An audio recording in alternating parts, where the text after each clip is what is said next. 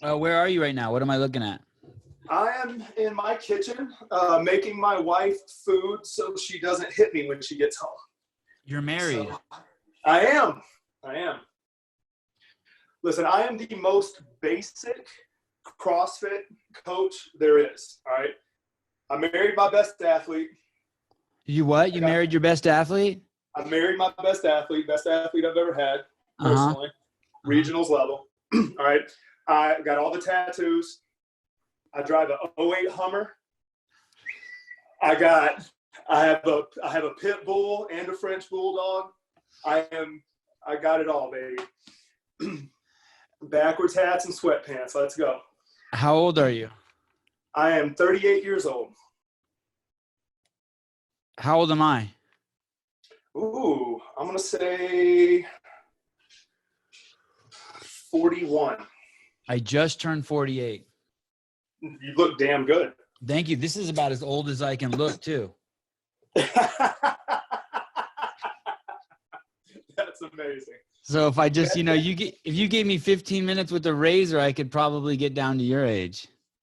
Easily. I've seen it. The first time I ever saw you, Sevan, was in a CrossFit video where you were doing a cartwheel WOD versus, I believe, a 7-year-old little girl. Yeah. Yeah, and she won. She beat you that day. You know what's funny is, so that was probably like at the peak of my CrossFit ability, and I was like, I was like doubling down on the creatine and stuff, and I got one of the best compliments I ever. And I was wearing like my favorite blue shirt that day that like just makes me look sexy as fuck. And someone in the comments wrote, "Sevan looks like he's doing steroids." And I was just like, so God damn it. Like, wow. I just see myself as a fat kid, but someone else thinks I'm swole. Finally, my time has come. Now I take fish oil, vitamins, and vitamin C. Yeah. I've aged out. Fish oil is about all I got left in me. I've never been good at supplements. But you are fish oil, I swear by though. You were in what state? Michigan. Metro Detroit. Why did you start taking fish oil? I wonder if it's the same reason I did. Well, I mean, it's just inflammatory shit back in the day. Like when I started into CrossFit, everything was Paleo Zone. That was the pinnacle. And Live Big, Eat Big used to have a poster that said, if you can't fix it with squats and fish oil, you're probably dying. So it was just, I guess honestly, some of it was the nutrition was interesting for me with CrossFit because I've been in fitness for 20 years. And when I found CrossFit, I was actually still teaching AFA's personal training cert. And dude, I was like an undercover, when CrossFit hit, I was like an undercover evangelist, bro. I'd be like, listen, you want to come talk about some real shit in the lunch break, let me know. I'd be teaching people kipping pull-ups and shit. But with the nutrition thing, that for me in fitness, that was almost like the last frontier because there's always so much fucking information on both sides of the fence. And CrossFit streamlined that shit, and they approached it from a perspective of just pure fucking physiology and science and common sense. And I can fuck with those things, so the fish oil coming through with just knowing dietarily we're not getting the omega-3s that we once did when it was a more fish-based diet, et cetera, that one makes sense to me. And I can take all the anti-inflammatories I can get. So for me, it was like 9 out of the 10 things that I had looked into about CrossFit were spot on and were working. And so then once I heard them say take fish oil, I was like, all right, they're right 9 out of 10 times. How much more 100%. Do I need to know? Dude, and like I still feel that way today. I can't think of anything, and this sounds terrible, because I don't like saying things this absolute, but I can't think of anything, definitely not much, that CrossFit has, in the whole evolution of CrossFit and the way Glassman has had the helm, like there's nothing that if it annoyed me, it's like he pulled it back quick, like even the way he navigated Reebok, like I fucking hated the whole Reebok thing. I was all innovate, 5-finger Vibrams, all that shit. But when he put it that they are going to get us places that we weren't going to get for a very long time, if ever, without them, as far as the world, wide domination of CrossFit. I was like, man knows what he's doing. He fucking just makes sense. And that's one of the things even CrossFit as a practice and as an organization, this shit just makes sense to me. And it always has, and I'll follow a lot of their shit blindly for just like the fish oil thing. I'm like, well, yeah, they haven't steered me wrong yet. And he can't be really tamed either, Greg. Like I remember when we first signed the Reebok deal, they got in trouble for putting out a shoe that they said would make your ass firmer or bigger or something, something to your butt. And Greg just went public and just blasted them. Like, hey man, shoes can't do shit for you. I just remember thinking, oh my God, he can't say that. They're our friends, dude. but he can't not tell the truth. And that's what I love. Like and I truly believe for me, he's one of the most, watching him speak in his videos, especially early on and shit, man. Like I was talking to my wife before we were married. It was our first regionals and we weren't together yet. And because I'm very much don't shit where you eat. I'm very, very much against that. And so like it was, but with her, it just got to a point where my respect for her boiled over and love was the only next step. You know what I'm saying? And I hadn't really spent any time with her anyway. One of the things we were doing in between events and shit at that first regional we went to was watching Glassman vids, like in between events, like because she didn't really understand how seemingly blindly I'd be willing to follow this man and how I don't have anything negative to say about him. And then when she heard him speak, she's like, I get it now, just from knowing me and knowing him. Because he's irreverent, but he's pure in that way. Like no lobbyist is gonna buy him out. That's why, so. What shoe are you wearing? Like, what's your go-to shoe now? What do you wear every day? I Jordans. If I'm wadding, I'll put a Metcon on. Okay. But I'm a Nano too, guy. So you're a slave to fashion a little bit with your Jordans. I grew up in the hood, man. It was always Nike. Like if you weren't wearing Nike, you weren't shit. Now, why is your hat on so fucking low?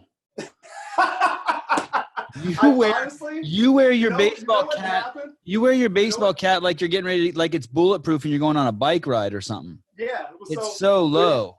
I put on one. I wasn't really into flat brims for the longest time. And then one day I put on a Flex Fit flat brim that was just a little bit too big for me. And so it just swallowed my ears and my head and everything. I was like, all right, I'm going to fuck with that. I've just been doing it ever since. Yeah. Now that you mention it, I've never seen anyone wear a baseball cap so low that it swallows their ears. And your ears are head. Inside your – in the head. I mean, you're killing it. You're rocking it. But it was one of the first thing I noticed on the with you. I'm like, yo, what's this guy doing with this hat?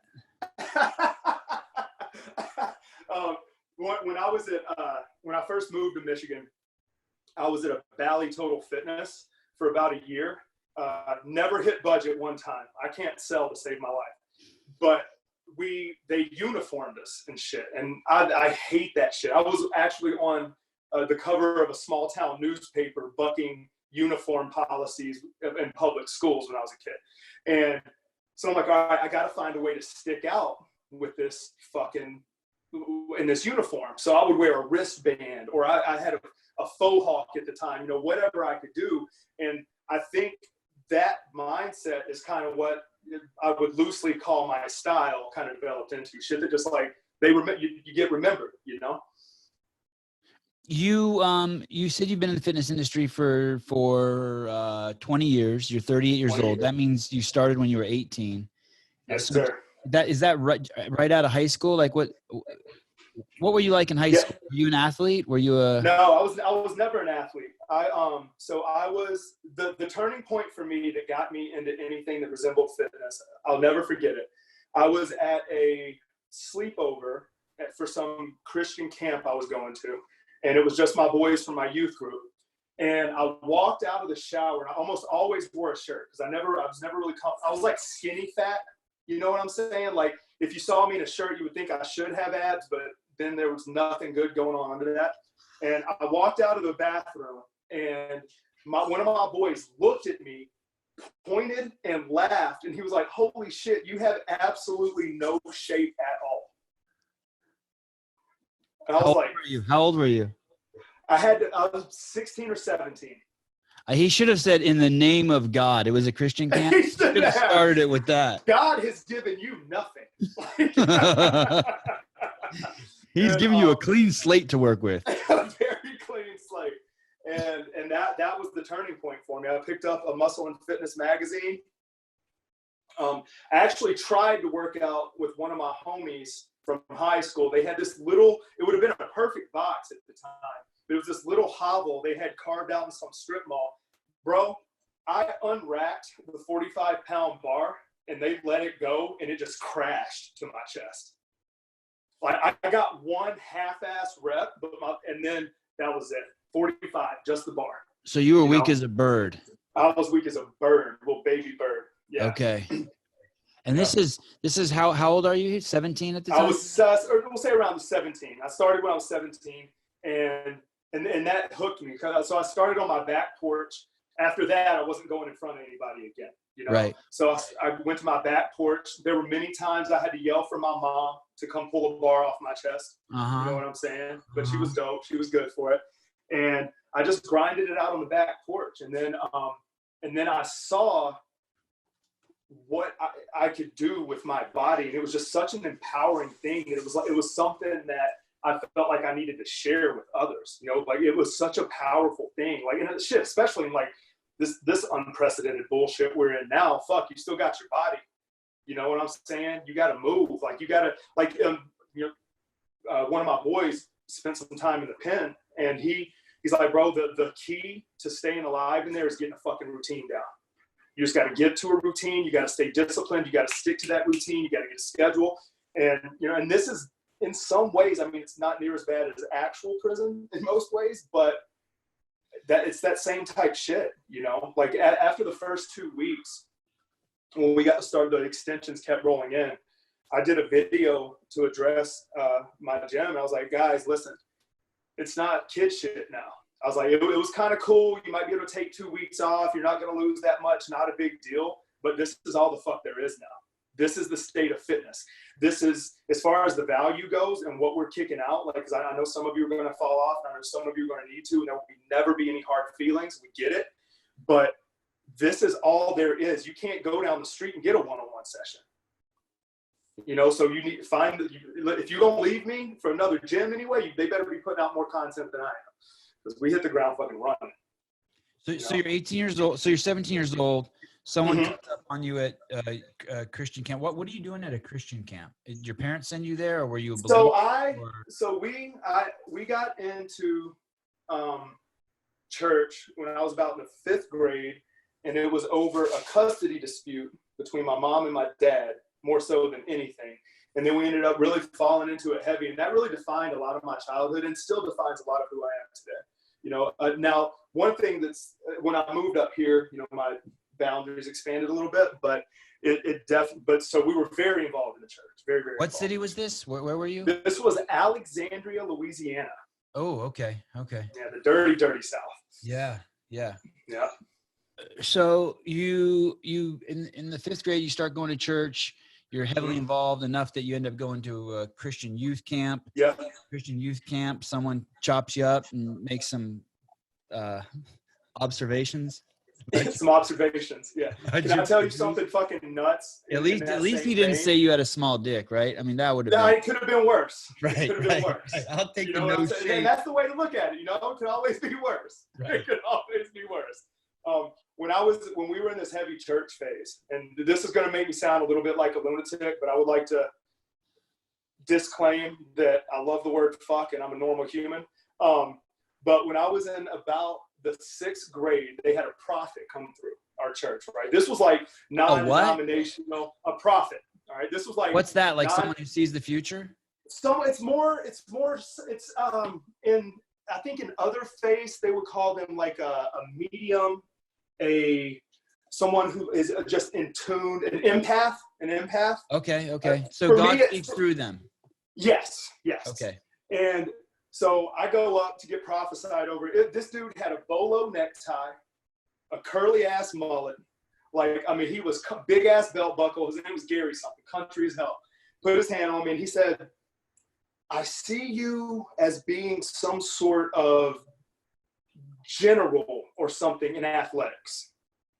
So I'm like, fuck yeah, I'm going to be the captain of the baseball team in high school, get some girls, let's go. You know what I'm saying? And now here we are, 25 plus years later, and it's like, wow, that was some crazy shit. It's wild, It's wild. Have you ever looked this guy up? I haven't. I can't remember his last name. I don't know that I could find it. But it was really interesting. It was really interesting. But yeah, so that we were deep in the church. Dude comes out. He just clowns me. I start working out on my back porch. And hey, did you guys? Sorry, one more thing. Did you guys go to church No. because shit was getting weird? Like your mom or dad, one of them, whoever you're going to church with, was hitting rock bottom, or was it a ploy, like to make the judge think you were the? A ploy. Oh, really? It was a ploy. Okay, yeah, so it was like, hey, let's up our image. Right. Mom's like, let me up my image, and I'll take the boys to church, and then I'll get them from dad. Okay. Yeah. All right. Yeah. That was the game. And they And were playing did it the work? game on She the other got you? side too. And she got She you? did. Okay. Yeah, I think eventually they just finally settled out of court. I mean, my childhood was sketchy. My mom, the reason she didn't have me is because she was absent for a couple of years, like just fucking up and, a bunch of rough shit. And so then she comes back in the picture and she essentially kidnaps me from my pops. One weekend she was just supposed to hang out. She never let me go back. It was the best thing in the world that happened for me though, because I wasn't going to get any structure or anything of any substance on the other side. And I kind of already started trailing off a little hood rat path. So. Okay, so you end up going to church. You end up going to youth camp. You get the calling from the prophet. You get called out by your buddy. You start working out at home. And what's the next step there? And at this point, you're kind of like me. You never even played any sports in school or anything. Nah, none at all. Nothing. Zero. Okay. I played like some backyard baseball. Right. Okay. So it's not like you were coordinated. You could throw a ball still, and you could. Right. I did have a ride a base bike level and just normal neighborhood sure. shit. Yeah. Okay. Yeah, and I was always like, climbing trees, running from bullies, jumping fences and shit. Like when one of the things that really looped me into CrossFit early on was how tied to parkour they were. Like early on, there was a lot of parkour shit that really tied in. And that shit, I loved that shit. I only did low level stuff, like just the basic, like military grade shit, like get from A to B as quickly as possible. But man, I love that shit. So we get out of, so I graduated high school. I start getting compliments. Everybody loves a compliment. They're like, oh my God, your arms are so big. I'm like, holy shit. Okay, let's go.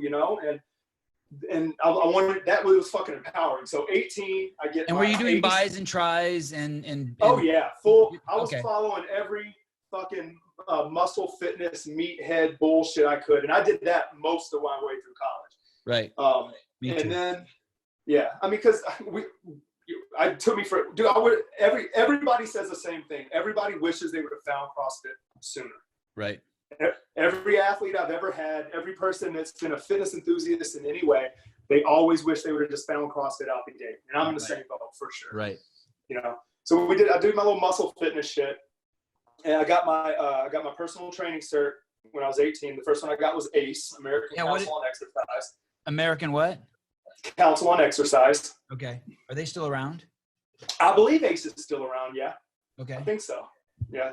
They haven't gone against Glassman yet, so they'll probably be. They better watch out. They better watch out. Dude, when I read up on all that shit on how they were trying to pressure him and shit, I was like, they picked the wrong motherfucking one.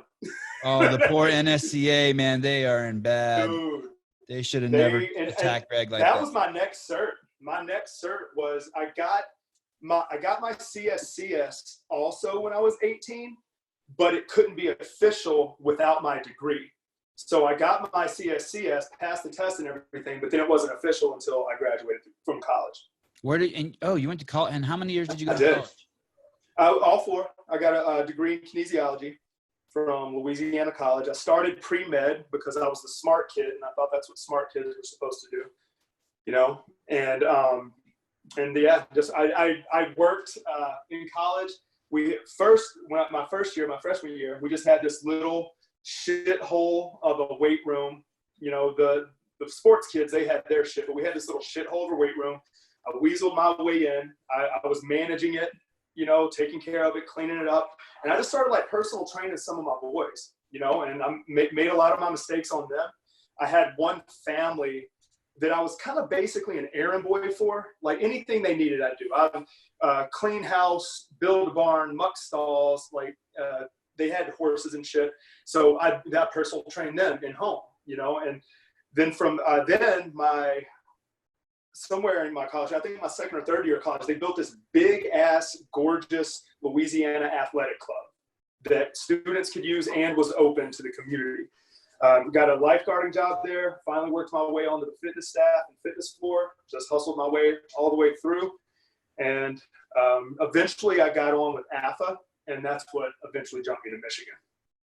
And were you just noticing changes in your body right away as soon as you started working out? It happened because it was such a clean slate. It did happen pretty quick at first.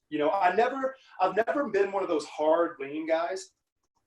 Like I said, like all these, like my wife, even all these, just like have that hard leanness. I've never been that. I've never had that, but I was always small. So all I ever wanted to do was be big. I've met Ronnie Coleman and Jay Cutler and those fucking big bodybuilder guys.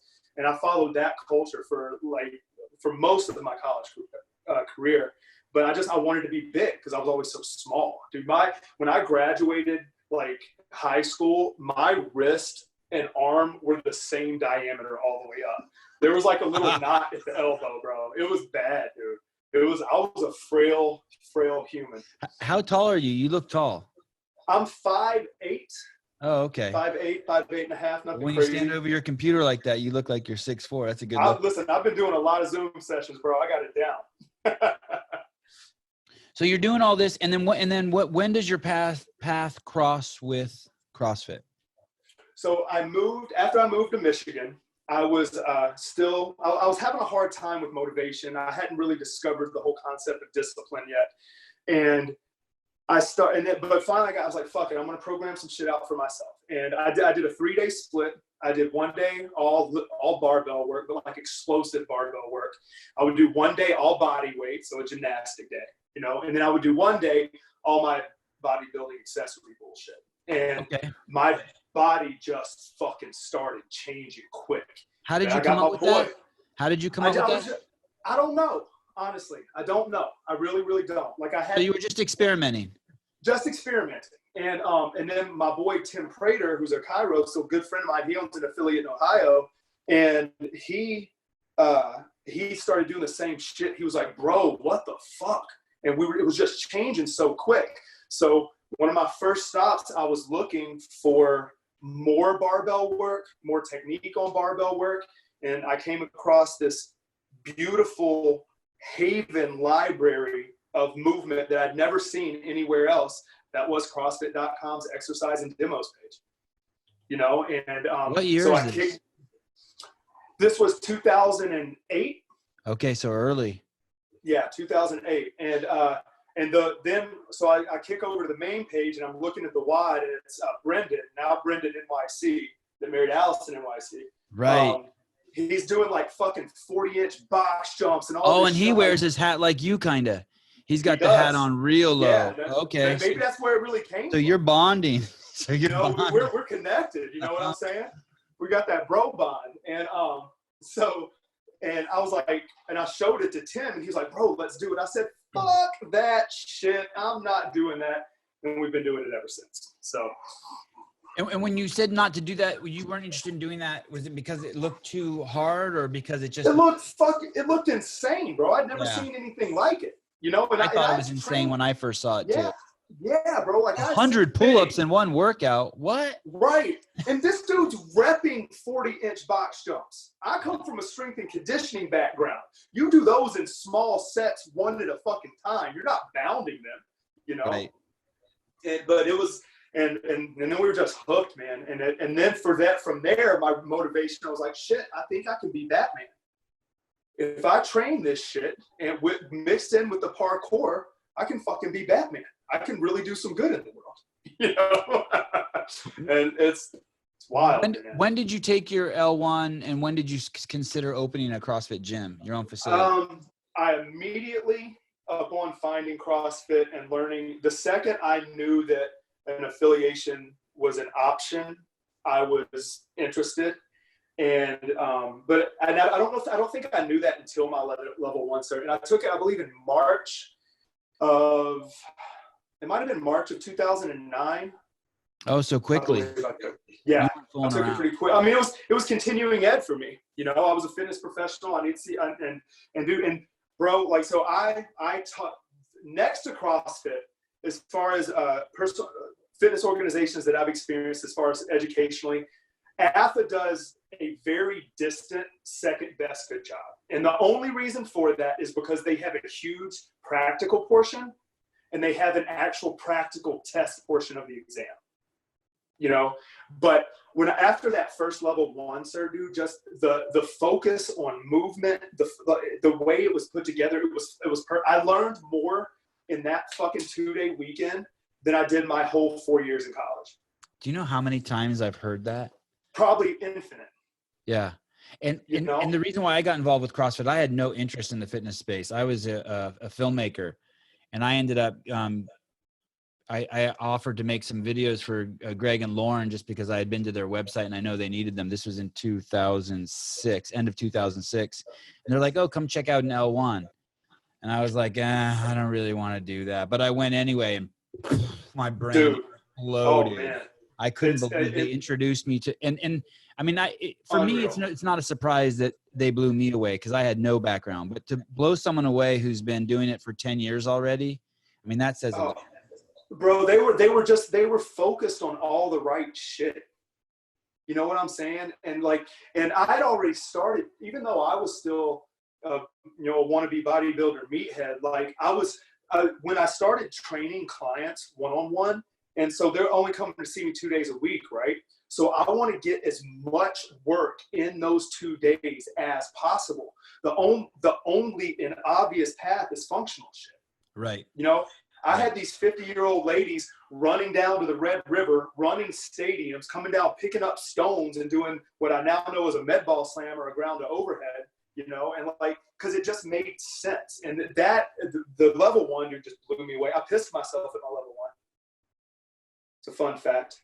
Yeah, tell me what happened. So we were. It was Fight Gone Bad. Glassman is saying something so powerful you can't get up and use the bathroom. I mean, that's just a normal day to day. But so we get up there, and the 2 WODs we were still doing at the level 1 at that time were Fran on day 1. You know, I PR'd my Fran. It was dope. It was great, cool, awesome. And then we did Fight Gone Bad on day 2. Fucking I don't like chippers. And I busted my ass. I went as hard as I could. When he said time, I hit the ground and I felt myself just start to piss a little. And I was like, oh shit, and had to get up and run. I pushed it to that level, you know, it was crazy. I'm trying to remember which workout it was. I want to say it was the first workout at the CrossFit Games one year. And I don't want to say the wrong people's names, but I think it was Jason Khalipa at the end of the workout was laying on the ground, and he's like, "Oh my God!" I'm like, "What?" He goes, "I'm just peeing right now." Dude, that's where bro. And the guy from Canada, I think, did the same thing. Parker, I could be wrong. What was his name? Jesus. I don't remember his last name either, but I know what you're talking about. The redheaded guy, big old jack dude with all the hair everywhere. Has the weird stretch. He's always stretching or moving or rolling on something. Always. He's just one of those guys. Yeah. You can look at him and you know exactly how he smells. It's just like a man, you know, At the games one year, we had an event at Camp Pendleton. I think it's a Marine Corps base in Southern California, mm-hmm. right? Yeah. And they had to go from swimming to riding a bike. And he got naked, and someone complained, one of the Marine families complained. I'm like, we're on a fucking Marine base, and he got naked, and someone complained. I would think this would be a totally fine place to get naked. I don't know why. I just think that Marines don't give a shit. Anything goes. What? Yeah. Yeah. Okay, so you do your L1, blows your mind. You push yourself to the extremes. You set a PR in Fran. You pee yourself in Fight Gone Bad. By the way, that's what I did at my Fran and Fight Gone Bad. Oh, Fight Gone Bad is brutal, man. And at that point, then something happens. You become inspired to open a gym. So our whole name, New Species CrossFit, is from in that particular level 1 cert, Tony Budding cited a study that suggested that all you need to be a different species is a 50% difference in either genetic or phenotypic gene expression. You know, like either, no, phenotypes, what's the other one? Genotypes, phenotypes. So phenotypes, we can control those, right? So in the end point of his whole speech or lecture was literally, with this level of athletic development, we become a whole different species than those that aren't, you know, and that just fucking hit me. And that, I was like, because that took that little snippet of what I told you when I was like 17, 18, like, you can control this part of yourself. Motherfucker, you can make yourself a different species. You know, and that just like, it resonated with me hard. And then, you know, our tagline is Unleash the Evolution. And it just grew from there, you know. And then my tattoo artist actually drew our original logo concept, which was 2 dragons intertwined into a DNA double helix. And later on, it got cleaned up. I was training this marketing guy, and he cleaned it up a lot for me. It's pretty now, but and that was it, man. That was the birth of New Species. That was the origin. That's where it came from. That's where everything started at level 1, sir. Did you affiliate in 2009? Yep. So I actually initially just wanted to affiliate to sell T-shirts. You know, I was going to keep doing my fitness thing. I've heard that before. Yeah, you know, because no one was really doing it yet. No one, like Project X wasn't out. None of those guys. You know, Rogue wasn't even in the apparel game yet. And so I was in the process of building my website. It got done faster than I put my affiliation through. And early on, so there was a little bit of cat fighting between a couple local box groups. And I was frustrated because I was the one that fucking actually introduced them to CrossFit. But when they saw my website hit, they whistle blew that shit. You know, and Kathy was on the phone, and I was like, "Oh shit, I'm so sorry." And she just worked, and that's why I actually I found that wide that I wrote for Kathy Glassman, and it was all based on that whole situation. I sent it to her today, and it was because she was so chill and so cool and so understanding about it. And I put that bitch on a credit card, affiliated right then. Couldn't afford it at all, but that's what we do. And now you have a location. Yes, sir. And it's in Michigan. Yep, technically Royal Oak. Say it again. Where? Royal Oak, Michigan. We're okay. We're in the Metro Detroit area. And so it's 2009. That is 11 years ago. You're 27 years old, and you open a CrossFit gym. Holy shit! You've been an affiliate owner for a long time. Man, I couldn't be prouder, man. And tell me about your location now. It's finally just before this pandemic hit. Hi, babe. Love you. Just before this pandemic hit, we just finished a 3,000 square foot expansion. And for the first time in my history, I felt like my box was finally complete. Is finally complete. My tires, I don't have to store them outside. I can store them inside, so I don't have to get all the rain out of them and shit. You know, like, and dude, it's fucking gorgeous, bro. Like, I'm not gonna lie, our box is so dope. It's 12,000 square feet. Yeah, we got a big one.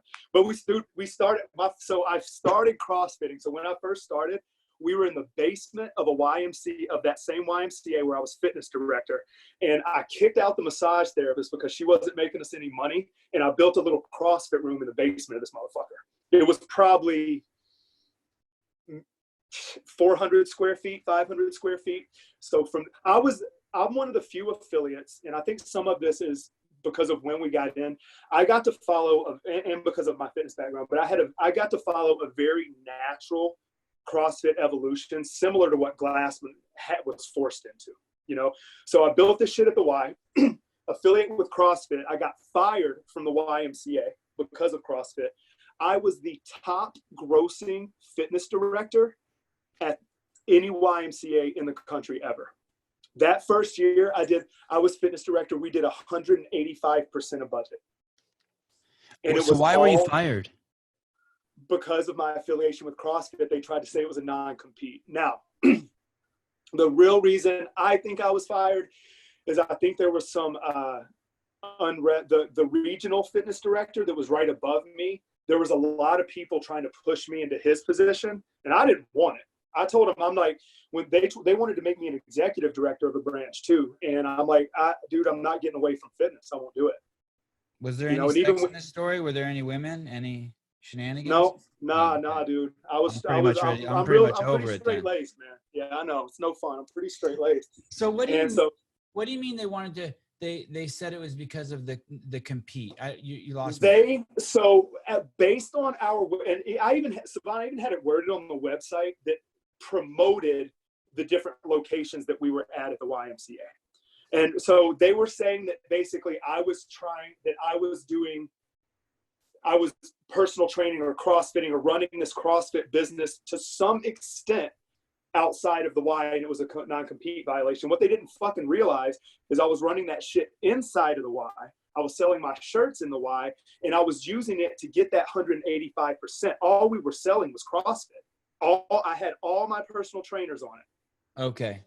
And the trainers that didn't turn over into CrossFit style trainers, they didn't survive because the other shit was too good. And who is making the money from that CrossFit gym? The YMCA or you? I had a salary base for my fitness director's position. I had I made my money off personal training also, and I was still teaching for AFA. But they just took 50% like any other global gym. Okay. Okay. Yeah. So it was on the up and up. Yeah, it was all on the up and up. It was all chill. Like I did it all straight. But the second they saw that website, it came back around. I had a meeting with my regional director, who's a full fucking douchebag, and my new executive director, because they had just my other guy whom I loved, and I would have stayed under him forever, to be honest with you. He moved off to another branch, and they brought me in. They sat me down in the office. I said, okay. I took my keychain off. I put it on the desk. I took my name tag off. I put it on the desk. I called my homie, and we started hauling all of the equipment that I had bought out of the YMCA. The next day, we trained in a park right behind the YMCA. I didn't reschedule a single fucking client. One, because it was a convenient location, and two, because fuck them. After it started getting cold, that was about September. It started getting cold in Michigan. So then we moved to one of my early partners' 1-car garage. Then we moved to a 3-car garage. And then we opened our first affiliate space as an actual brick and mortar, not a garage, about 2,800 square feet. And how long between the day you affiliated to opening up that 2,800 square foot facility? That whole journey from YMCA to garage to park to garage to garage. Is that 1 year? I will say about 2 to 3 years. Okay. And you're the sole owner.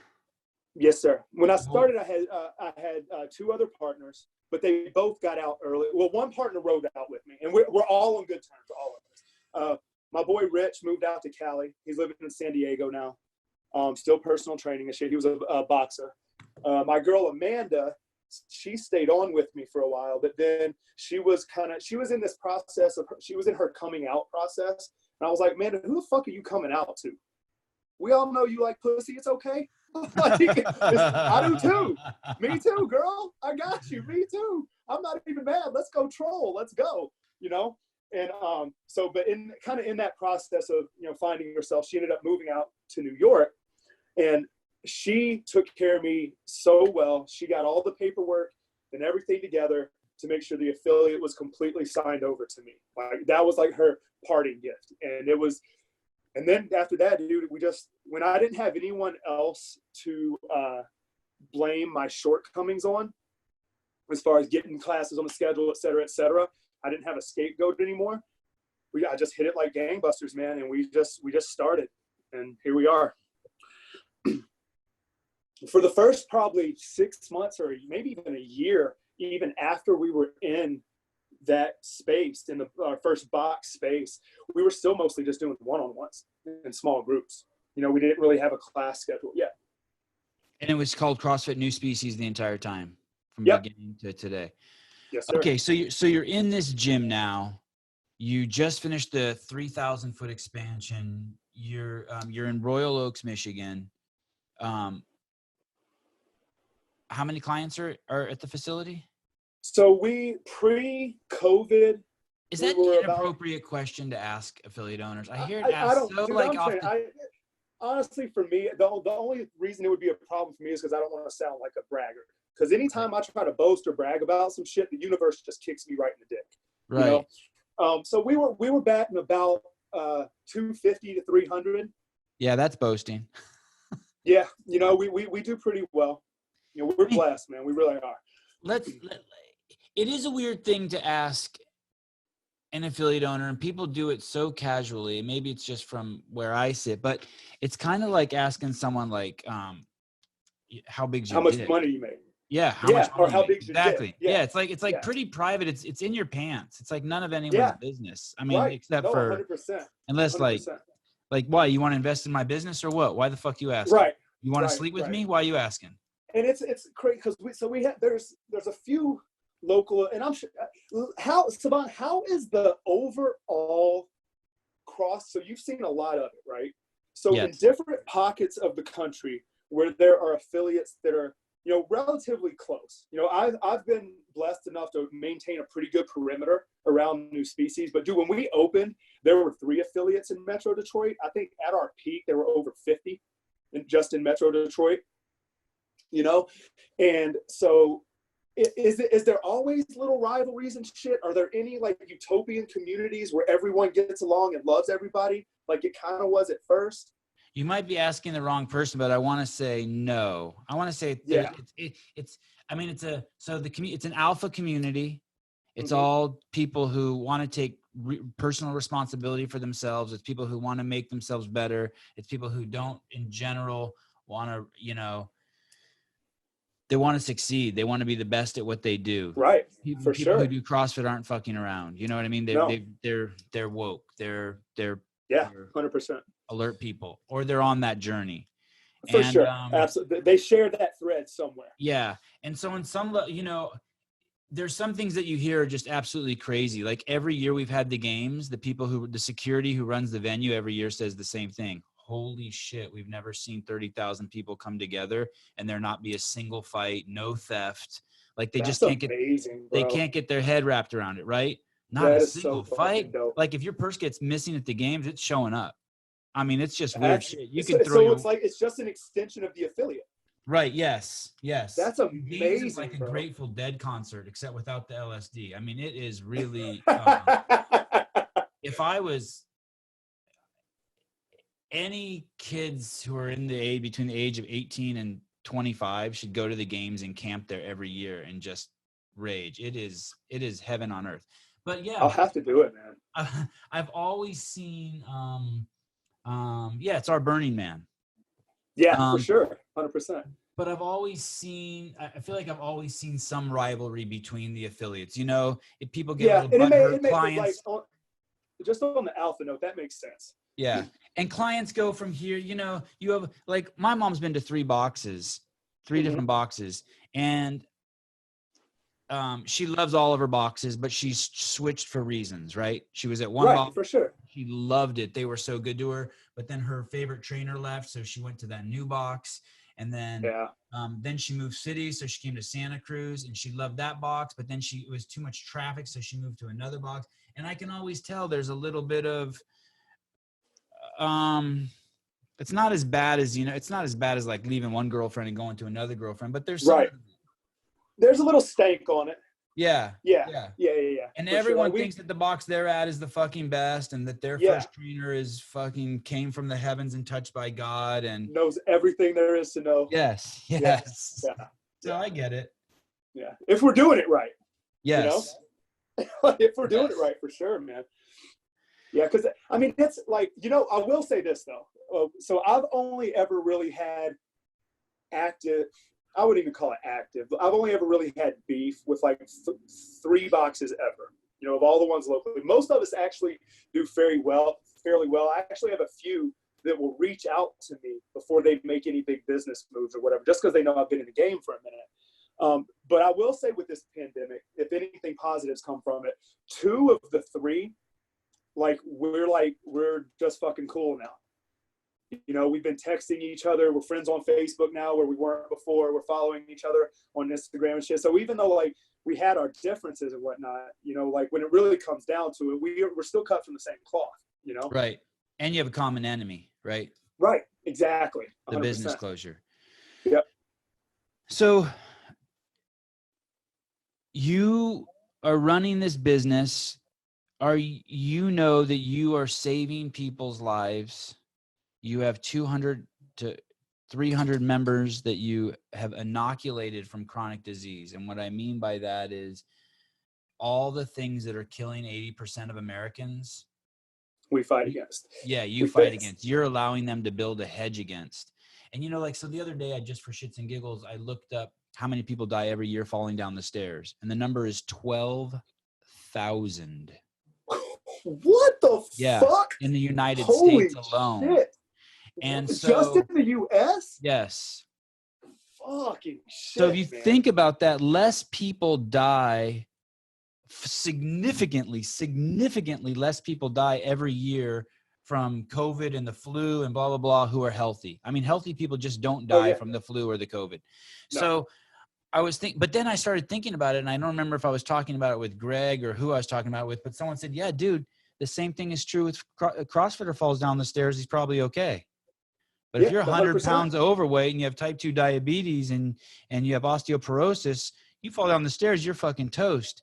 And bro, we fall all the time. Yes. You know? So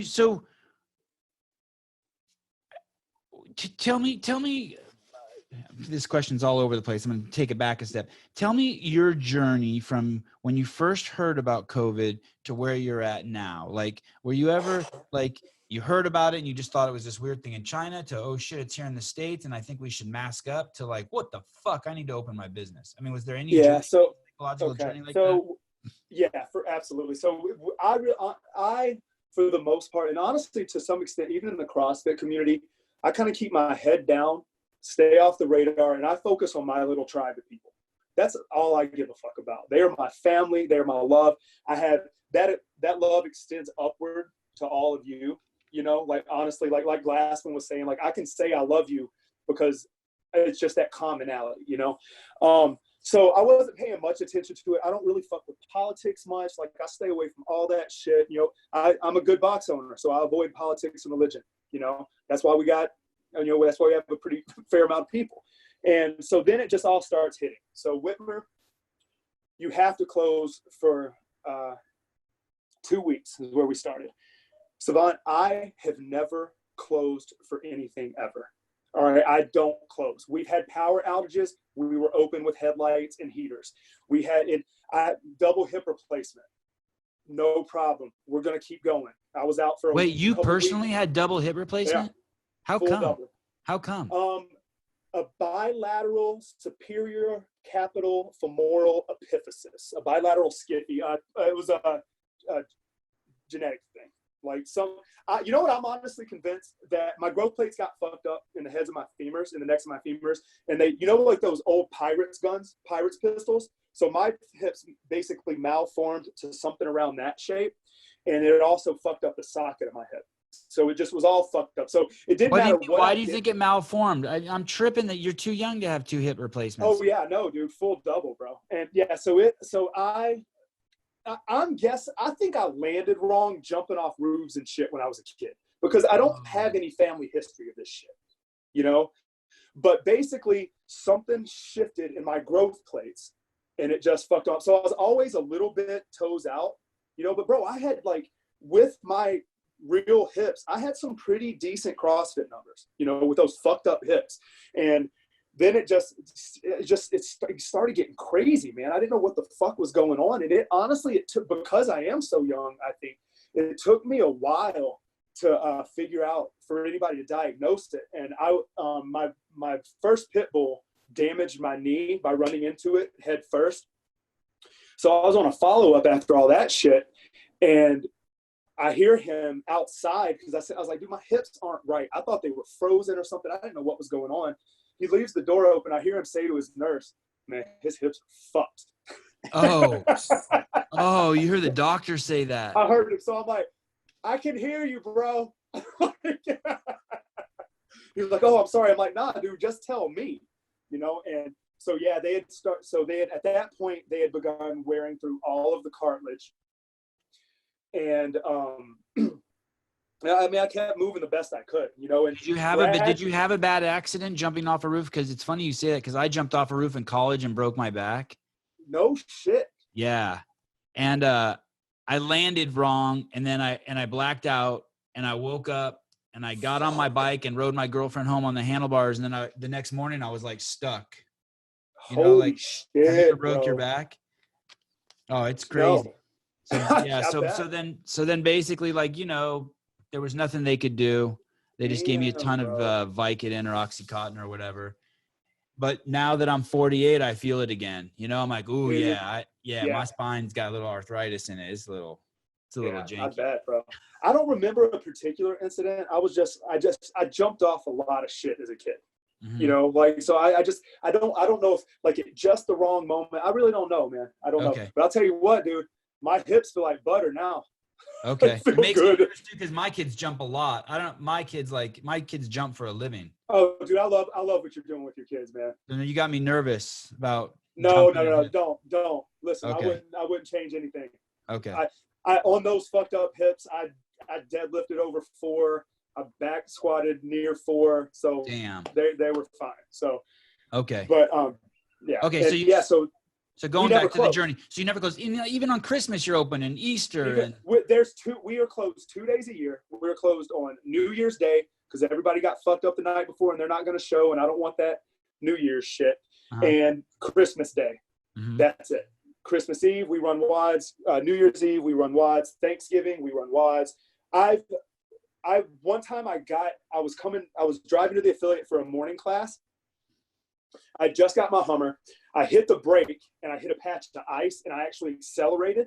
I thought I was going to crash into the building. By the grace of God, I was able to jump it off the curb. I ran into a telephone pole. It spun me into the most perfect parallel park I've ever performed. I got my ass out and taught the fucking class, bro. How's your that's Hummer? It hit on a frame horn. It was fine. Those motherfuckers are tanks, dude. They had to replace the pole, but the Hummer was fine. That's awesome. It was fine, man. You know, there was another time I told you, I mentioned in a text or something earlier how bad at adulting I am on a phone call.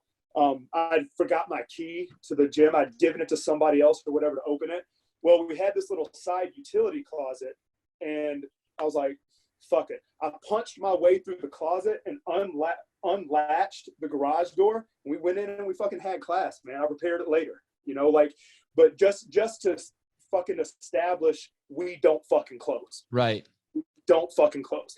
And so it rolls out and it immediately put me in so they tell you, the city, who tells you have to close for 2 weeks? You get a letter from the state, the governor. Okay. The governor. Yep. And so. And you have the governor that's getting all the notoriety for being so strict. She's going for that VP spot. And that's when it really began to bother me. When it sucks that it somehow became a political issue. And I mean, everything is because it's an election year, but it's like, bro, this is a fucking public health issue. It's not a fucking platform. Right. You know, and it's just so fucking frustrating. So that she made that announcement at 3 p.m. ish. We were waiting for it all day.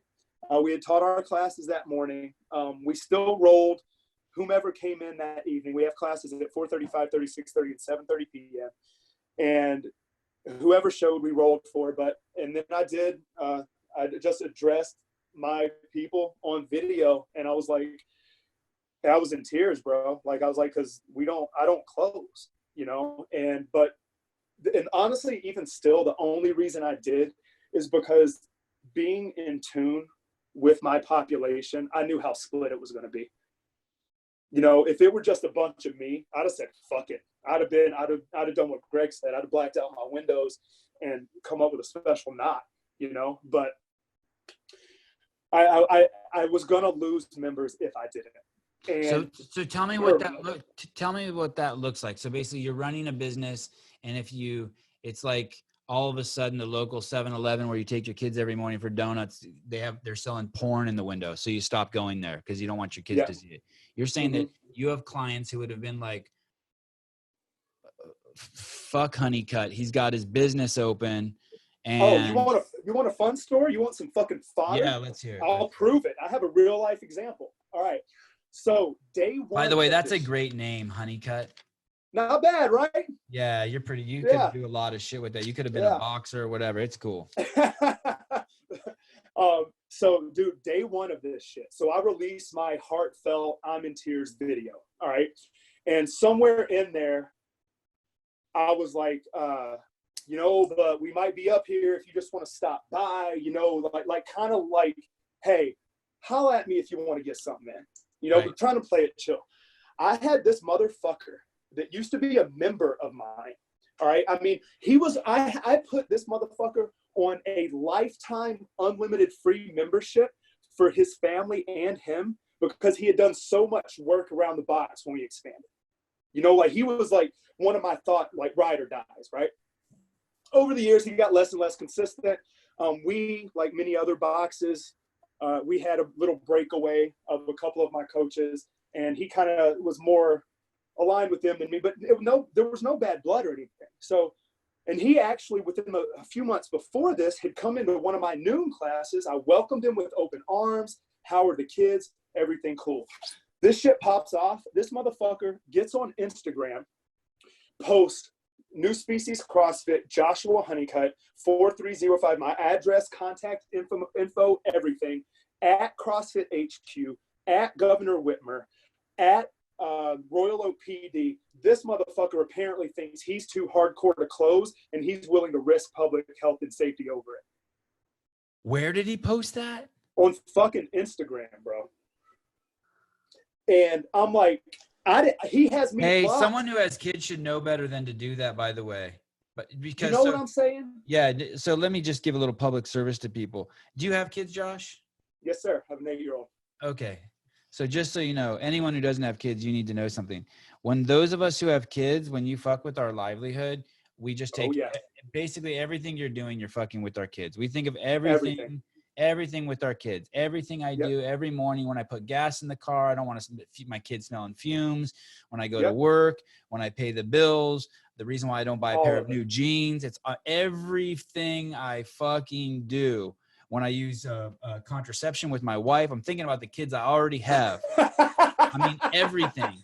And so when someone like that, when you attack someone like, someone can be the biggest pussycat in the world and they get kids and all of a sudden they'll turn into a fucking animal. So I take that as a personal attack on you and your family. Like he should have. He's trying to take fucking food off my plate. Yes. He should have called you and been like, Josh, dude, what the fuck? What are you doing, bro? Yeah, that is real.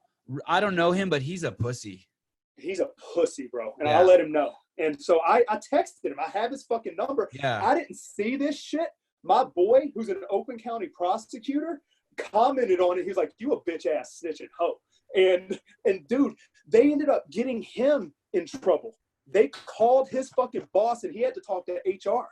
So I immediately text this cat, and Sevan, I didn't even lose my shit at first. And like, I'm a lot of energy. You shouldn't stoop to his level. And I can be very fucking aggressive. Listen, I grew up in the fucking projects. Like, I am a fucking hood rat to my soul. So I'm like, bro, listen. And I said it like this. I didn't cuss nothing. I was like, my man, you're going to need to keep my name out of your mouth and off your Instagram. Fair. Fair. I was like, dude, if you want to have a tough chat, dude, he blew. I think he was drinking.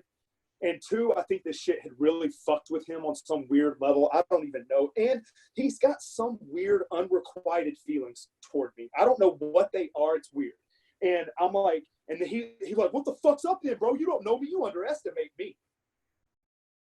I went full fucking country white trash hood rat. I was like, bitch, come the fuck up. Come up right now.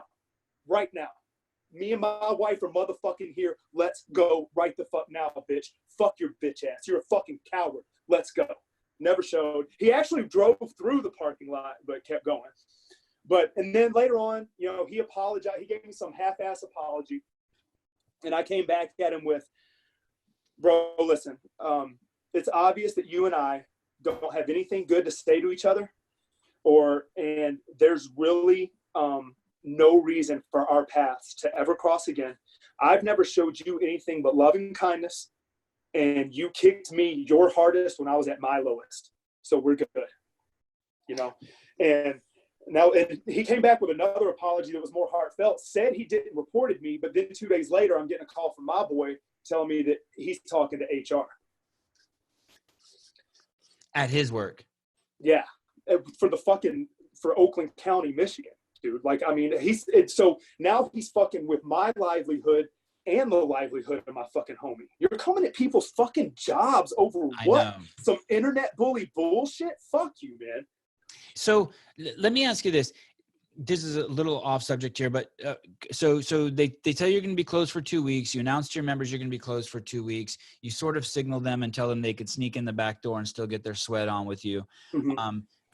Some old time client who's already left tattletales on you. Mm-hmm. What did you think about some of the people in the community who were sort of virtue signaling? Some of the people who had a lot of followers in the community, and there's a whole handful of them who were like mm-hmm. suggesting CrossFit gyms, you guys need to close down. You know, certain owners and big members in the community mm-hmm. were like, they were taking some sort of, you know, people were saying that HQ needed to say stuff. I would see that once in a while. What's the message from HQ? And Greg was holding steady and watching very closely. But there was a group of people who started saying, hey, you guys need to close down. And they were sort of like bestowing leadership onto themselves. Do you know what I mean? Yeah. And now that we're 8 weeks into it, I'm like, man, are these people going to apologize?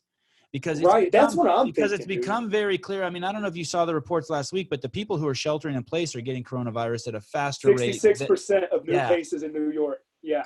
And I was on a call today, and there was a CrossFit gym who said every single member of their affiliate got the COVID.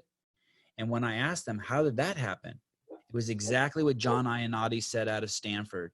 He said, hey, there's a big mistake of sending all these sick people to the hospital because if the workers at the hospital aren't vaccinated, they're going to get it and they're going to become the biggest spreaders of it. Well, guess how everyone in this affiliate got it? From a first responder who works in a hospital. Of course. And so then they brought it back to their gym. So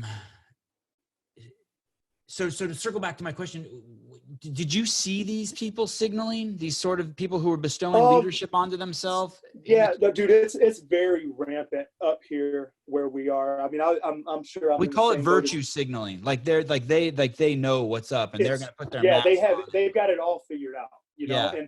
And dude, my whole thing, we have a sign up in the box. It's actually a street road sign. I actually bought it legally, and it just says "Stay in lane," you know.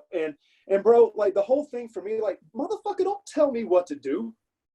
If you scared, go the fuck hide under your bed. Do what you got to do. But like, if I as an American, if I choose to walk out, if I know it's raining poison, and I choose to walk outside and die, then that's my fucking choice. You know, so that's how it hits me. You know where they really got us, Sevan, where they really got us is fear, man. You know, like going back to like, and I actually got into it very early on with one of my closest friends. And one of my has been a coach of mine for years, avid CrossFitter. And he was really scared, you know, and I said something about, I was like, man, this shit is like a fucked up version of a flu and we're about to lose all of our shit because of it. And he was like, it is not the flu. And he like came at me and I was like, my dude. But I knew then it's that fucking fear response, bro. It's not their rationality's gone. They're not, logic isn't being applied. Like, and that's what for whatever reason, like whether it's because they're afraid of it, so they're passing on the fear, because fear is a fucking disease. And it's way more communicable than fucking COVID. And I don't know, but yeah, dude, it's just some people, dude, I think it's like they get that opportunity to feel powerful and they want to drive it home. And I don't even know, man, but I knew that I could just tell from my population that some people were very, very afraid. And I knew a lot of people weren't. And Michigan is a swing state, you know, so it became a political issue so fast, it would have almost looked like a political statement. And I try to stay away from all that. So for maybe one of the first times in my life, I played by the rules all the way, you know, and almost all the way. We were still doing small groups and one-on-ones, you know, a few of my coaches were, all mine dropped off. And, but did the cops ever get called on your gym? Were you ever there working out and the cops showed up? We haven't yet. No, I mean, so the way our building's set up, and this is another thing. So we have 3 gorgeous garage bay doors, all glass, you know, and so we can't fucking really hide. But with that new backspace, I left half the wall up, so we put all of our Ollie shit back there. So we can kind of hide behind there. We've been parking at different locations and shit early on. Now we just don't give a fuck, you know. But and we're gonna run Murph, you know. I counted out the perimeter of our rig. We have an indoor rig, Infinity, and then a monster outside. Dude, we can still run classes of 20 to 25 athletes while exceeding social distancing protocol. You know, the math on our facility, as far as what we could maintain social distancing, we could have 333 athletes at one time. All being, it's easy math. Being, you know, 12,000. Yeah. You know, 12,000 divided by, 36. Like, it's just, and we don't even have that many members. So that's when it got frustrating with me. It got frustrating with me when it started feeling like a shotgun rather than a sniper. All right. You can't, these broad, huge categorizations of business. I get that shit for weeks 1 through maybe even 4. All right. But now it's getting to the point where we have depression level unemployment and shit, where it's like, okay, maybe we need to go in with a sniper this time and say, you know what? I can see how you guys can practice safe distancing. Y'all open. Why aren't you scared? What do you see personally as a layman, as just your average Michigan small business owner? What do you see that makes you so cavalier in the face of COVID-19? One of my absolute core values is I'm going to die when the fuck I'm going to die. So as far as the physical aspects of getting sick myself, that's that. And then as far as not being afraid of continuing to run my business, I haven't seen anything on this. So I feel like everybody has to disclaim this when they talk about COVID. I want no one to die. You know, I want to save them all. I'm in the business of saving them all, Sevan. That's right. What we do. Yeah. Okay. Amen. But with that being said, I haven't seen anything with this virus is somewhat merciful. It's almost as though it were engineered to be a population control virus, because there's always blips on the radar in a bell curve. There's always blips, but the bell curve, it only affects those that were, comorbid. Like Glassman said with Oregon, they declared 100% comorbidity, so it's like, I'm not, if you're afraid, stay the fuck home. I'm not captive to your fear, and I feel the same way at the box. I'm like, guys, listen. Or captive to your comorbidity. Right, exactly. Yeah, there you go. Because that's the only thing that there really seems to be to fear in this shit. If you have some underlying condition, yeah, homie, you should be careful. It's 100% tax on your business. Yeah, 100%. The government could have even come up with a plan that's like, hey, we're going to make we're going to increase everyone's taxes this year by 5% to take care of the people who are sick and scared. I'd have been way more down for that. Let's go. Yeah, it still would have pissed me off, but yeah, way more down. Of course. Let me ask you this. Do you ever think of it like this? This is the way I've been thinking of it lately. And there's a scale, right? Mm-hmm. And on one side, you have the closure and all the people's lives that are being saved by sheltering in place and wearing masks and all that. Yep. How come no one wants to talk about what's on the other side of that scale? At what cost? So you got to right. Like, we know it's costing us $4 trillion in cash. Okay. But what about like how many kids are being molested at home? How many wives are being beaten? How many small businesses? 12 domestic. We have 12 domestic suicides. Yeah. Well, dude, and that was another thing for me. So I have an athlete that's struggled with without getting out way too much, that struggled with some of those type mental health issues in the past, and I'm like, I got to get his number immediately. I'm like, fuck that. Like, I got to make sure I stay connected, because we're we're his third place. We're cheers. We're the place you get to choose to go, and dude, these motherfuckers are my family, bro. Like, and you got to listen, Sevan, do you like every member of your family? No. You got some quirky members of your family, right? Yeah. You got cousin Jim Bob that's kind of a whack job, like whatever. Yes. It's the same thing in our CrossFit family. Yes. I've got some fucking weirdos that I love. But they could still call me at any time. And anytime. Drop of the hat. I got you. Got you.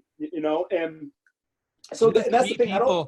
Three people have direct messaged me in the last 3 weeks saying they're suicidal. 3 people I'd never met in my life. One of the people has kids. Yeah, dude. See, and that's the dude put on 70 pounds or something like that. They were telling me, yeah, bro. And I'm doing my best to just give the tough love, but that's never happened to me. And dude, people don't come to me with those kind of issues. Well, and that's the problem. Those things, not only are those things not even being considered, you get demonized if you do consider them. Right. Like, you don't care about these other people. And that's not what I'm saying at all. No, I'm saying I care about everybody, motherfucker. Right. Pay attention. Right. Right. Like, and that's the thing. Oh, your small business is worth people's lives. Fuck yeah, it is, motherfucker. Because I gave my whole life to this shit, and I would kill a motherfucker to keep it. Right. It's interesting you say that too. I have some awesome, loving family members who seem to think that, like, I don't care, but they forget that 24 hours a day, 7 days a week, 365 days a year, that's what CrossFit Inc. does. It actually puts people first and screams from the mountaintops, hey, stop eating sugar and save your life. That's it, man. So I got this, I had this revelation with what my business is over this past year. And what we're really selling is fucking love. And we package it in fitness. And fitness is, man, packaging's so important, bro. Like, think about how it feels when you open that new iPhone. That shit'll get your dick hard. Like, packaging's important, but we're selling love packaged in fitness, because we're like, going back to my like Christian roots, it's that 1 Corinthians 13 shit. We're being patient with these motherfuckers. How many times do you have to repeat a why before you start a class? You know what I'm saying? Yeah, I do. Like, we're patient, we're kind, we're not easily offended when they drop a joke that's like, hey, dog, like, that other people would be pissed off. Like, we're hit if you're doing it right. Like, and that's another thing that pisses me off about some classic Christianity. You know who really set me on my current path of faith? Fucking Bill Maher. Wow, the atheist, the super atheist. Yes, bro. So I was watching randomly, Bill Maher was on, and it was shortly after Osama had been assassinated. And he was talking about the 700 clubbers and all these Christian assholes that were like, oh, yeah, this and that. And he goes on to this rant about how, like, Jesus was kind of a hippie and he was just all about love. And then I started thinking about all the scriptures I knew and shit. And I sat up and I was like, fuck, Bill Maher's right. All we're supposed to do is love. And I'm like, I can do that. I can do that. Fuck all the bullshit. I can love a motherfucker, though. And you need to open a church like the other guest I had, Trace Kennedy. He opened a church and then a CrossFit gym. You're open a CrossFit gym. Dude, I'm actually ordained in Michigan, in Virginia, and somewhere in Ohio, because I've had people ask me to officiate their weddings. You got one foot in the water or one toe. or fucking right over the edge, however you want to look at it. That's a real deep abyss to crazy, real quick, if you let it be. So you're 2 weeks. You announce the gym's gonna close and you cry. Mm-hmm. I cry. You get tattled on for letting people in the back door. Yep. The closure is supposed to only be for 2 weeks. Now, how many weeks has it been? 8 or so. So like 6. Let's see. I'm on quarantine WOD 20.42, and I don't count the hero WODs we do as my numbers, and we've been taking off Sundays. So yeah, dude, like fucking forever. I don't know, 2 months instead of 2 weeks. Okay. What's going to happen to your business? How do you see this playing out? So right now we're about 20% down membership wise, for various reasons. We don't ask if they don't tell. And, but dude, we've got support from both sides, and I don't know if I think a lot of affiliates are in this boat, but like, dude, we got over $2,000 from the support your local box gig. Awesome. So we're getting, and then we've got Rogue with Beyond the Whiteboard. Dude, my Beyond the Whiteboard bill every month is like $300. You know what I'm saying? And they've covered that. And then you've got Born Primitive and all this and that, like whatever. So right now we're being held up. We're surrounded by support, but literally so far 100%, every time this motherfucker gets extended, we lose around 10 members. Because people lose, because those are people who just can't afford it now. Now, like, people are basically having to make decisions: pay HUNNICUTT or put food on my plate. That's it. And I'm not mad at it. Like I told them, I was like, everyone's got a stack of bills and they're trying to figure out the hierarchy. That's it. We're all in the same. That's it, man. And we have some people that have they thought they were going to lose their job, so they canceled, but then they didn't, so they came back. And we've had a lot of fucking support. I mean, this is the thing. The future of our business is this, because it's to the point now where, and I've already started telling people this and planting the seeds of it within my community so they know what's coming. I'm like, New Species is not going to close unless they fucking, just like the barber in Owasso, Michigan. I don't know if you've been following that at all.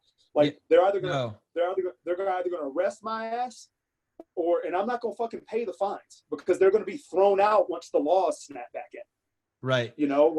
So we'll do it right now. So the Saturday after that meeting with you guys, we did our first WOD in a park, like in a baseball field. I had 30 motherfuckers show up, off the rip, and it lets me get back into some of like my old school agility shit. You know what I'm saying? So like all these agility drills we can't run because our population's too big now. Now I can run my T drills and my Z patterns and all that shit. So right now what we're doing, I'm doing 2 more classes in the park tomorrow. Murph, we are going to run at the box the 27th. So you're just creeping back in. You're building confidence. You're like, every day you're putting a little more middle finger up in the air. Just a little bit. You're getting ready to just work your way into like, well, they're gonna have to find me or something. Right, man. It's just like when. And then let me ask you this: what's happening? Like when we first started doing affiliate calls, they would all the affiliates were like masks and quarantine. Now we're 2 months in. And every affiliate every single affiliate, it seems like, is ready to open up. Is that happening with your clientele too? Are you seeing an evolution? Yeah. People at the beginning definitely, who were like, we need to quarantine, and now they're like, Jesus, Josh, open that shit. Quit being a pussy. Yes. Yeah. Just like Glassman. Exactly, dude. And that's what I'm starting to fucking feel like. I got this old man barber in Owasso, Michigan, saying "fuck the police," and like I'm over here like, oh, I don't want to hurt anybody's feelings. It's like it's very challenging for me, because like I love my people first and foremost, and I want to respect their shit. They made this motherfucker a political issue so fast that I had to figure out how to navigate it. But now it's getting to the point, and what I've started telling people, I'm like, guys, listen, I'm going to survive, and I'm going to eat. I talked to I have an amazing relationship with my landlord, and I called him day 2, and I said, bro, listen, I don't know what kind of sweat you're feeling about this shit, but I want you to know that I will continue to pay you rent before I pay my mortgage, because I can continue to live. I will fucking post up in my office. We've got plenty of space, and I'll do what the fuck I have to do. And he's like, man, and he's like, bro, we will defer, we will reduce, we will do whatever the fuck we have to do. You're a survivor. We're going to get through this. Can you make some videos for your members? Like, can you make a video like have you made any videos since that first video after 2 weeks? Oh, bro, maybe we need to hear a heartfelt from you, like, hey guys, I don't want to lose respect or lose you guys by those of you who think I should stay closed, but like, I got it.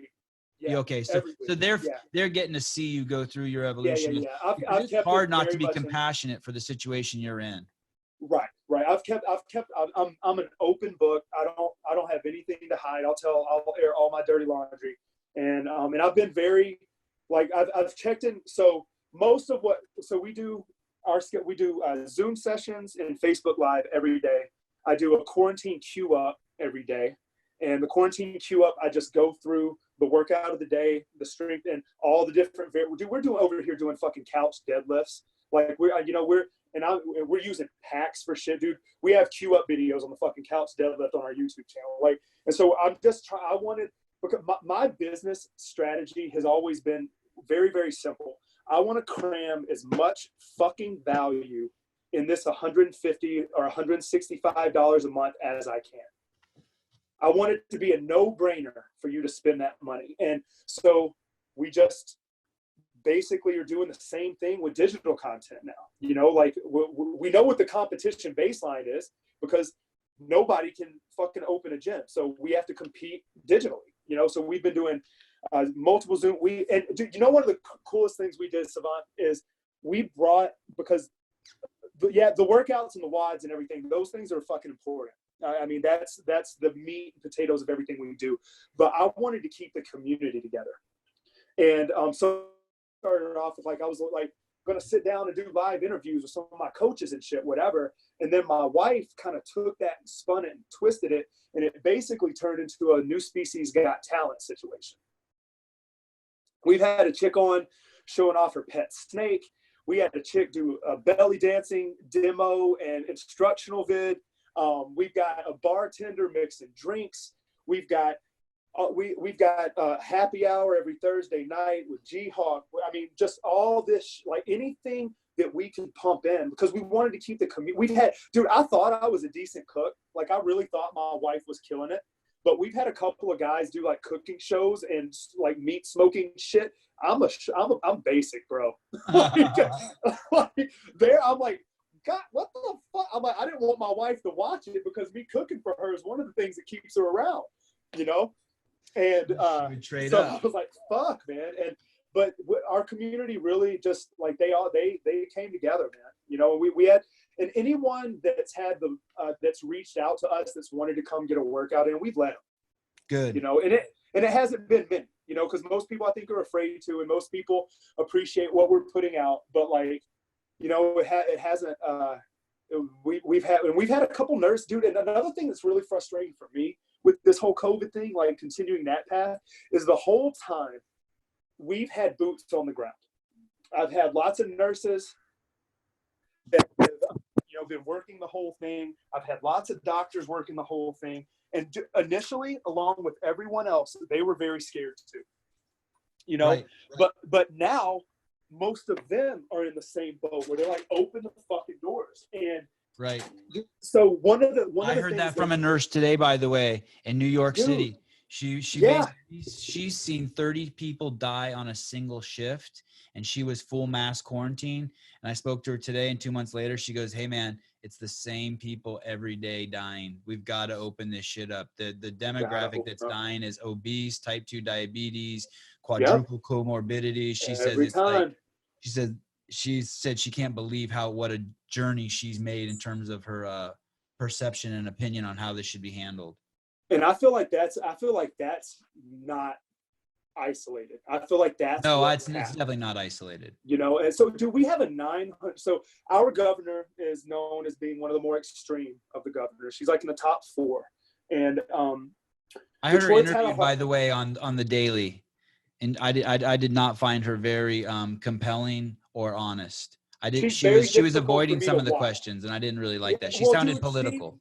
That's the thing. So I'm trying to watch the announcement of the first extension, and she's fucking just trying to shit on Trump and make it a political thing and all this and that. And I don't give a fuck what anybody thinks about Trump. Honey, this is a health crisis, and my business is in fucking jeopardy. I don't care about your VP position, and it just felt so. And dude, her hairs did, her makeups did. Like, I'm like all of we have a lot of hairdressers and shit, and they're pissed. They're like, this bitch is still getting her fucking shit dyed. And but now though, it's definitely, we feel that too. Dude, so Cobo Hall, they converted to a 900-bed hospital. It has 18 patients currently. Wait, what converted to a hospital? Cobo Hall, one of our big arena centers in downtown Detroit, they converted it to a 900-bed hospital, and it's got 18 people in it. Last I heard. What's the most? Has it ever been packed? 200 to 300, I think, was the biggest. Wow. And that's just because they offloaded from some of the other hospitals.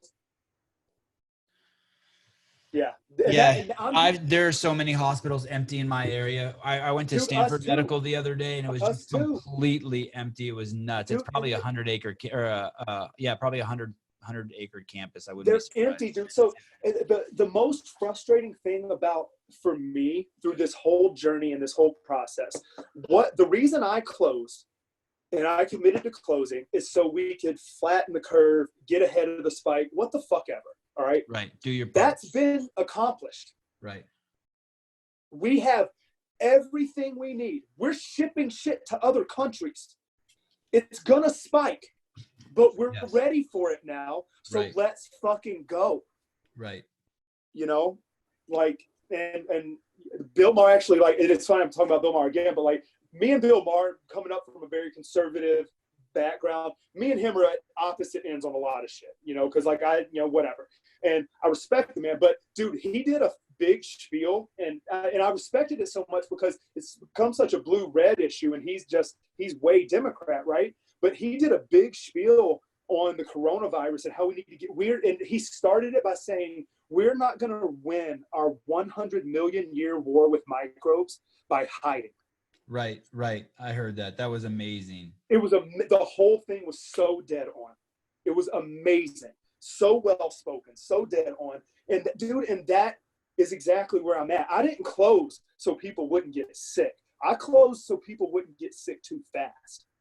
People treat politics like sports. Like, I'm a diehard Raider fan till the end. It's not like that. Like, no, you gotta think. You can't be a Democrat or a Republican. You have to think critically for yourself and rework things. It's a la carte. Yes. You know, yes. like, and that I've said for years, like I have a difficult time when people identify hard one way or the other, because now you're not thinking for yourself anymore. Yeah. You know, you're not, you got to take each issue as it stands. Like, you know, some real intense issues, you know, not to get too deep, like the whole abortion issue. All right. Right. I am against abortion, but I am also pro-choice. Right. So when it comes down to it, I do value that unborn child's life. But you know what, dude? It's not my choice yet. It's interesting you say that one. That's one that needs to be thought through every single time. Yes, because you can't kill babies and you can't tell women what to do. You can't tell people what to do with their bodies. And so you have this, you have something that needs to be thought out. It can't just be like, you can't be on autopilot with that bullshit. Yeah. No, dude, that, and then even if you go deeper into it, and every fucking individual one, just like every pregnancy is so fucking different. Every case is going to be so different, you know, and we just try to shotgun this shit, just like they've done with us by classifying us with Planet Fitness on a much lower level. Like, you gotta get in and think, man. You gotta think about shit, man. Let me ask you one final question before we wrap this up.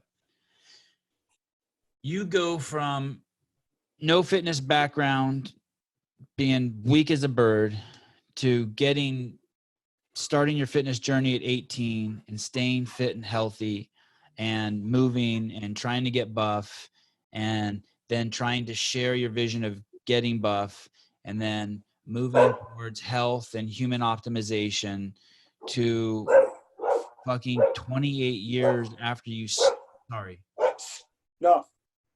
20 years after you start. Basically, this journey goes from being a little bird, weak as a bird, to buff, to human optimization, to sharing human optimization, to this newest thing at 38 years old. Josh Honeycutt realizes he's not selling fitness, he's selling love. And you have all of these tools that you've gathered behind you, from doing curls to selling love. It's 20 years now. You bring, every time you open those doors at CrossFit New Species. what advice would you give to someone who wants to open a CrossFit gym now that you know all of that? Because I mean, that's quite the palette you have. You have quite a bit of tools. You have a lot of arrows in your quiver, whatever metaphor someone wants to use. If you're not getting into it, I'm gonna quote Glassman. If you're not getting into it to do the right things for the right people at the right time, then just don't fucking get into it. Don't get into it. Vinny, enough. Don't get into it for money. Don't get into it for any. If you want to genuinely help people and you're fucking drawn and committed to that, then you'll do just fine. Because it's competitive now, man. Like, what does that mean? Help people? Just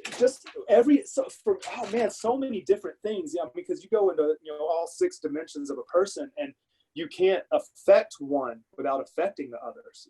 So like most blatantly, we affect the physical dimension, right?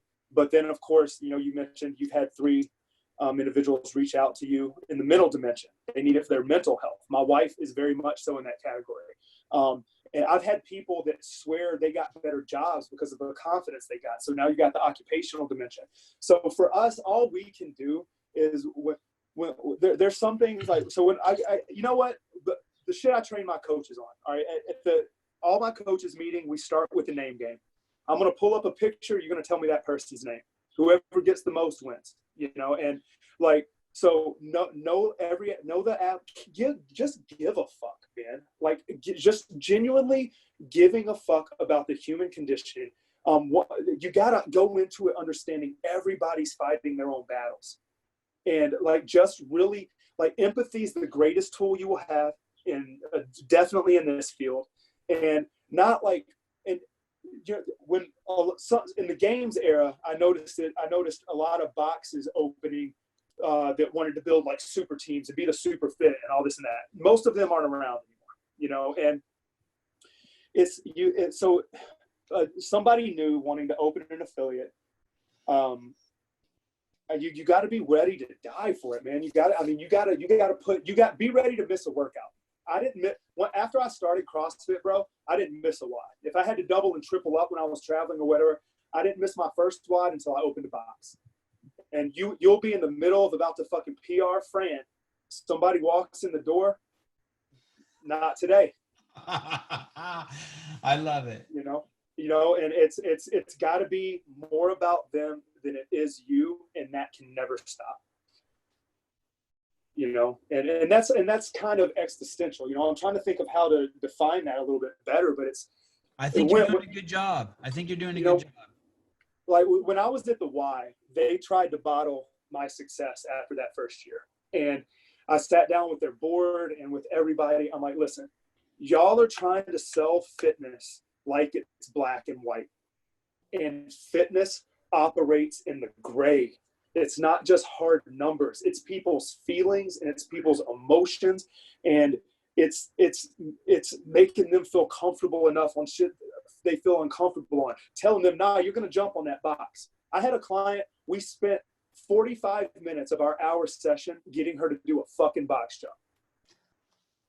But that's what the fuck we were going to do. I'm like, nah, right. Dude, I'm like, I'm not, and I mean, I guess that kind of, comes full circle. I'm like, we're not doing that fear shit. We're not doing it. So you're basically saying you have to care enough to take the baby steps with someone, find out what their goals are, put those goals first.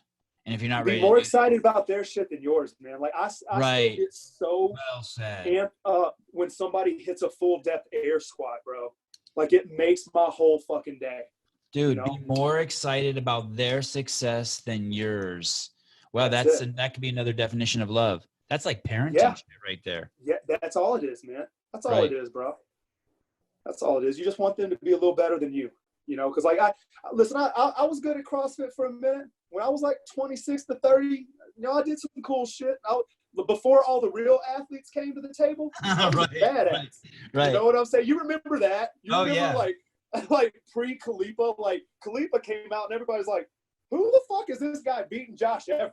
Like, what the fuck? Right. Like, And I remember one WOD, I think it was a 10-to-1 ladder of GHDs and power cleans. And I was doing my GHDs on a fucking tractor tire. but I like beat Khalifa by 8 seconds. And I was like, fuck yeah, let's go, bro. Never anything else ever again, not once. And that was probably so fucked up and who knows what the standards were, but god damn it, I was ready.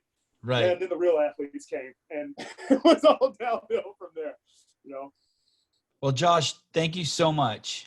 Sevan, thank you, brother. I really appreciate the opportunity, my man.